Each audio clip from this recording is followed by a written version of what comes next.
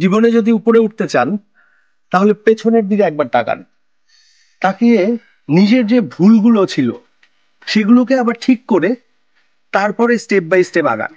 দেখবেন যে পেছনের যে প্রতিটি স্টেপে যে ভুলগুলো ছিল সেগুলো ঠিক হয়ে গেছে। আর এই যে ওঠা নামার মধ্যে বিভিন্ন ধরনের আপস এন্ড ডাউন থাকে লাইফের। তো ডাউন সময় কিন্তু ফল করা যাবে না।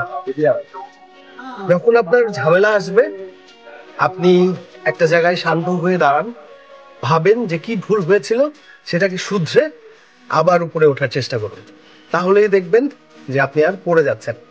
সো লাইফে উঠতে গেলে অনেকগুলো সিঁড়ি পার হইতে হবে, আর একবার যদি উপরে উঠে যান তখন আর কেউ নিচে ফেলতে পারবে না।